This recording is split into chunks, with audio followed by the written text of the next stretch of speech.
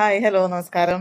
ഇപ്പോൾ ഈ ജോലി അന്വേഷിച്ചൊക്കെ വിളിക്കുന്ന കുട്ടികളിൽ ഇപ്പോൾ രണ്ടുപേരും എന്നോടൊരു കാര്യം ചോദിക്കേണ്ടായിട്ടോ. അപ്പോൾ ഞാൻ അതിനെക്കുറിച്ച് പറയാൻ വേണ്ടി വന്നതാണ്. അപ്പോൾ അവർ ചോദിച്ചത് എന്നാന്ന് വെച്ചിട്ടുണ്ടെങ്കിൽ, ചേച്ചി നമുക്ക് ഇങ്ങനെ ജോലിയുടെ കാര്യം ബന്ധപ്പെട്ടിട്ട് നമ്മളിങ്ങനെ ഒന്ന് രണ്ട് ഏജന്റുമാരെ കോൺടാക്ട് ചെയ്ത സമയത്ത് അവർ പറയുണ്ടായി, നിങ്ങൾക്ക് ഇംഗ്ലീഷ് അത്യാവശ്യം സംസാരിക്കാൻ അറിയാം, മെഡിസിനൊക്കെ വായിക്കാനൊക്കെ അറിയാമല്ലോ, എടുത്തു കൊടുക്കാനൊക്കെ അറിയാമെന്നുണ്ടെങ്കിൽ ധൈര്യമായിട്ട് കയറി പോന്നോളൂ, ഇവിടെ വന്നിട്ട് നമുക്ക് സർട്ടിഫിക്കറ്റ് ഡ്യൂപ്ലിക്കേറ്റ് ഉണ്ടാക്കിയതിന് ശേഷം ജോലിക്ക് കയറാം ചേച്ചി. അപ്പോൾ എന്താണ് ചേച്ചിക്ക് അതിനെക്കുറിച്ച് എന്തെങ്കിലും പറയാനുണ്ടോ എന്നൊക്കെ ചോദിച്ചിട്ട്, അപ്പോൾ എനിക്ക് അതിനെക്കുറിച്ച് പറയാനുള്ളത് എന്താണെന്ന് വെച്ചിട്ടുണ്ടെങ്കിൽ, ഇവിടെ നമുക്ക് ഇഷ്ടംപോലെ സർട്ടിഫിക്കറ്റ് ഡ്യൂപ്ലിക്കേറ്റ്സ് അടിച്ചു കിട്ടും. അതിപ്പോൾ കെയർ ഗിവർ ആയിട്ട് വേണോ, നേഴ്സായിട്ട് വേണോ, വേണമെങ്കിൽ ഡോക്ടറുടെ സർട്ടിഫിക്കറ്റ് നമുക്ക് അടിച്ചു കിട്ടും. അപ്പോൾ അത് ചെയ്ത് കിട്ടുക എന്നുള്ളതല്ല വലിയ കാര്യം. നമ്മളെപ്പോഴും മനസ്സിലാക്കണം, നമ്മൾ കയറുന്നത് പേഷ്യൻ്റ് കെയറിലേക്കാണ്. നമ്മുടെ റെസ്പോൺസിബിലിറ്റിയാണ് നമ്മുടെ പേഷ്യൻറ്റിൻ്റെ ഹെൽത്ത് എന്ന് പറയുന്നത്.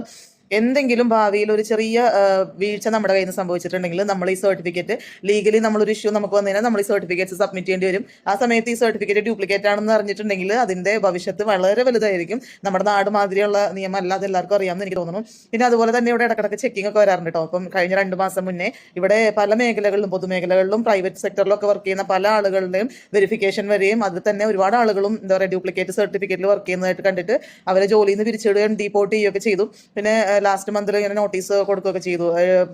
ന്യൂസ് വഴിയൊക്കെ ഇതുപോലെ വർക്ക് ചെയ്യുന്ന ആളുകൾ ഉണ്ടെങ്കിൽ ഉടനെ തന്നെ ആ ജോലിയിൽ നിന്ന് ഇറങ്ങണം, തിരിച്ചു പോകണം എന്നുള്ള രീതിയിലൊക്കെ UAE-ലുള്ളവർക്കാണെങ്കിൽ അറിയാൻ പറ്റും. അപ്പോൾ അങ്ങനെ ഇടയ്ക്കിടയ്ക്ക് ഇവിടെ ഒരു ചെക്കിംഗ് ഒക്കെ ഉണ്ടാകാറുണ്ട്.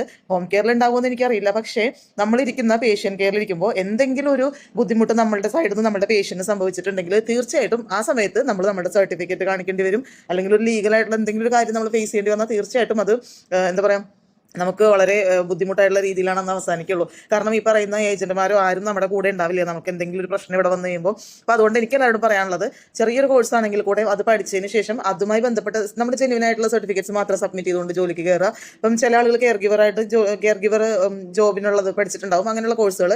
അപ്പം ഇവിടെ വന്നിട്ട് കുറച്ചും കൂടെ സാലറി കൂടുതൽ കിട്ടാൻ വേണ്ടിയിട്ട് നഴ്സിംഗിൻ്റെ സർട്ടിഫിക്കറ്റ് ഒക്കെ ഡ്യൂപ്ലിക്കേറ്റ് ഉണ്ടാക്കിയിട്ട് കയറും. അപ്പോൾ എന്താ സംഭവിക്കാന്ന് വെച്ചിട്ടുണ്ടെങ്കിൽ, നമ്മൾ എന്താ പറയുക IV ഇടേണ്ടി വരും, IM കൊടുക്കേണ്ടി വരും, ഇഞ്ചക്ഷനൊക്കെ.